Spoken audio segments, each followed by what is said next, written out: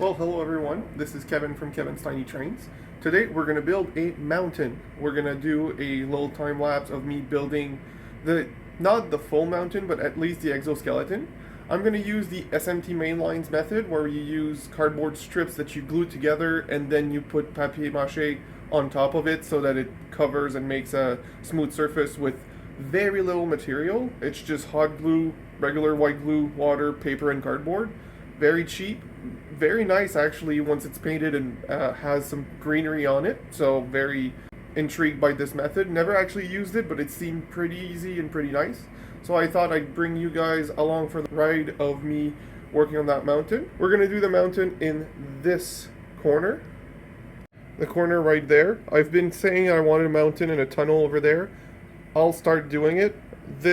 These foams have been glued in and will be part of that, but the rest is going to be all cardboard and papier mache and glue and greenery. The fountain will be on a better pedestal, but will be in as if it's a small river in the mountain.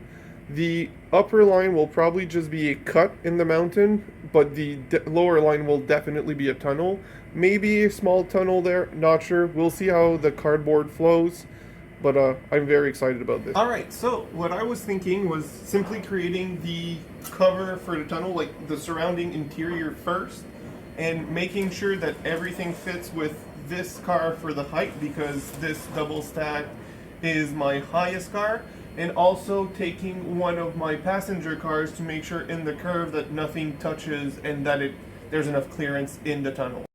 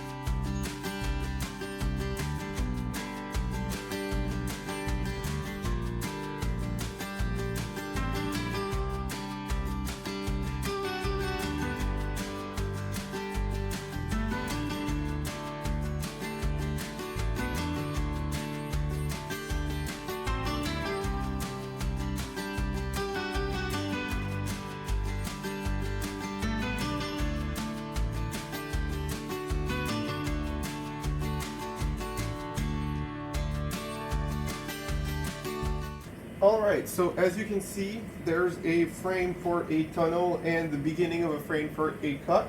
We will stop there for now. Now that I'm done doing this, it's just I want to take a break and just trying to plan how I'll do the cover on top of this. We confirmed that this can go through the tunnel in height, and I never got anything close to the rail for the longer cars like the passenger cars. So this is going to do great. I'm going to keep at it right here. I'm going to do another piece of frame, but I just need to grab more cardboard because I ran out of the box that I was working with. And then we'll see for the fountain where I move it. I might move it around. I might just raise it. I'm not sure yet. That's for later. But for now, this is starting to shape and I'm very happy with this. Alright, so I found some more cardboard. I'll be able to finish the curve here. I decided not to tunnel this area. It'll be a cut. It's confirmed. I'll have to shape this later, but that's going to be another project for a later date. For first off, we're going to just complete this, start filling this area. And I think I have enough cardboard to fill the back area here. I also moved the fountain over there. I think I'm just going to have a plain mountain. It's going to be great and it's going to be as is. So let's get to it.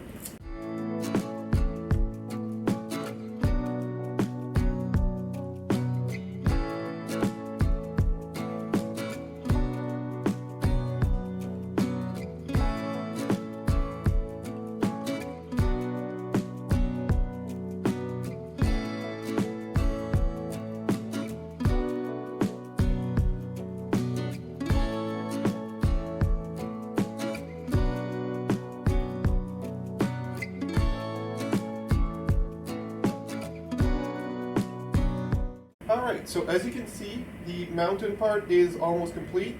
This I decided not to touch it because I'm having some ideas for this area, and I'm thinking I'm going to do an industry here where it loads. And yes, it's going to be against a mountain, but I've seen that before, so why not at this point? This will be covered. I did leave an access hole in the back here so I can access the track underneath if there's anything. Also, this is pretty big, so that's good. I will buy some tunnel entrance for both sides here, so it's going to be a nicer entrance, but for now this is going to do. If anything, it's good that it's bigger than I need, so I'll be able to ballast and paint the entryway without having issues. Also, I'm not going to ballast in the middle. It's pointless, it's a waste of ballast, no one's going to ever see it. I will ballast here, but this I have easy access. Next step will be to do the paper mache. I will need newspapers, water, some glue, so I can do a 50-50 mix, and just dip the newspaper in a bowl that has the water and the glue mixed.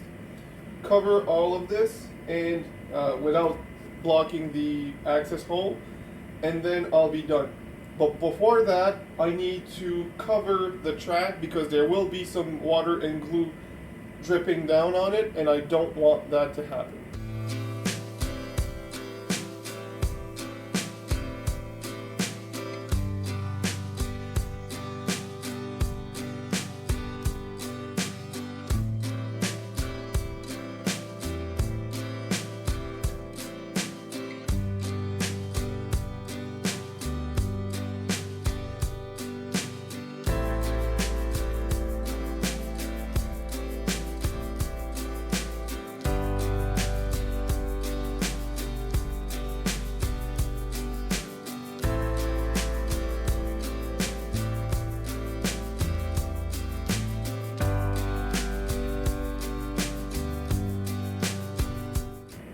Alright, so let's prepare my mix. I put some water in the bowl.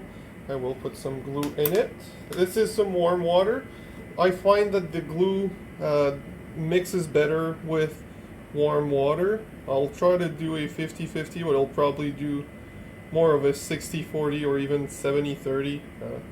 It would be a lot of glue to mix 50-50, but you know, I'll need to add more glue. This is too liquidy. Like, it's a white water right now. It needs a bit more glue. Needs to be a little denser. There you go.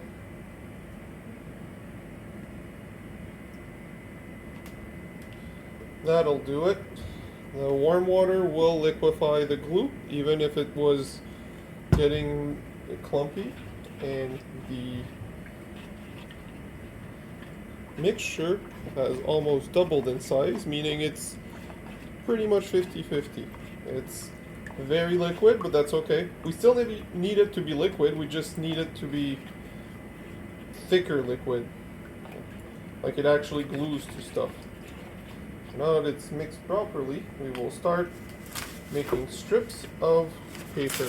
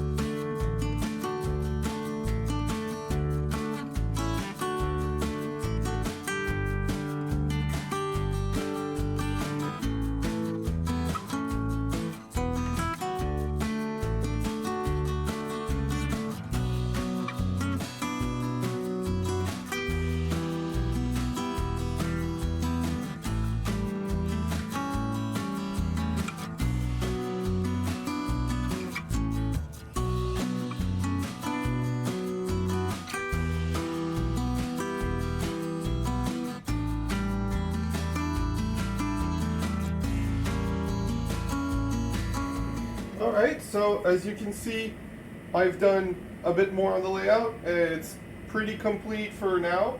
And when I say complete, I just mean the base shape, not the actual mountain. Well, this is the actual mountain's shape, but it's not the final product.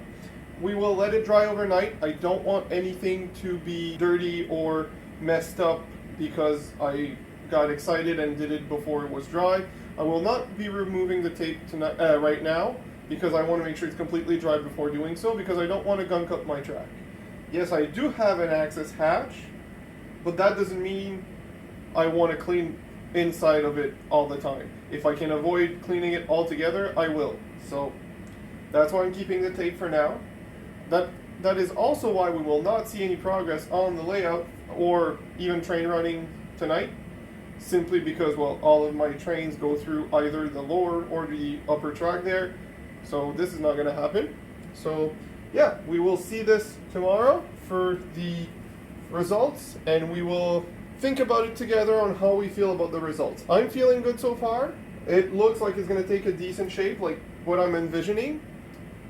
I know the colors are a bit off because it's clearly newspaper, but that's okay, we'll paint over all of it. So let's hope it stays this shape while it dries. We will come back tomorrow and see how it is. Well, it is the next day. This is the result. It looks pretty much the same, but not wet because it's all dry and rigid, which is what I expected from papier mache. I'm very happy with the results. I need to do the covering. That'll be another video later down the year, but I'm absolutely going to keep working on this because I'm very happy. As you can see, the tape is still partially there, not in the crack, but in the mountain underneath. The reason for this is since I'm going to still work on this section, the tunnel section, I don't want any drippage, and it's kind of hard to put some tape in there. It's not super hard, but it's more complicated than an open section. Also, as you can see, there's a little truck there with lights, which is remote controlled. So we will try to climb up that hill because I'd like to make a rock crawler track for 1/64th RC like so on the mountain. Alright, let's see if this works. Once this is completed, it'll start here and there'll be a bridge going over, but for now, it works. We can actually climb the hill with the little truck. Oh. Well, that's part of RC rock crawling. It's accident. And no, this truck doesn't have a progressive speed control because it's a cheaper version. And yeah, the battery is low, so I need to charge it to use it more. But I will absolutely make a trail on the mountain for this little guy, and we're gonna enjoy this as much as we can while the trains are running. Guys, I would call this a success. We will end the video on a good note with some trains going through the crack in the mountain. I thought it would be a nice little point of view and a more interesting view when we do show-offs of new equipment, like the rotary snowplow that we just got. Let's see how it looks in there. And of course, unfortunately, even though I did do a DCC conversion on the FB unit and F7B unit, and I did check inside to add the decoder on the rotary snowplow, I decided against because there's already an electronic part that makes it work both on DC and DCC, and also I added lights and capacitors. The capacitors are not working as intended, even though I followed instructions to make sure that they really keep the power on. I think the electronic chip is protecting or preventing the capacitors from actually doing their job. To me, that's okay. That doesn't mean we can't use it. It just means that we'll have to review the electrical system in there. But yeah, so the DCC install for the F7B unit was just a drop-in decoder, so it's not a video worthy. And since I'm not doing one on the rotary snowplow, that's not going to be a video. But what we can do is enjoy it through the mountain as a consist with my F7A that's already with a decoder, that's already converted to DCC. I hope you like, comment, and subscribe. Stay tuned for more content. See you on a live stream, and enjoy the trains running.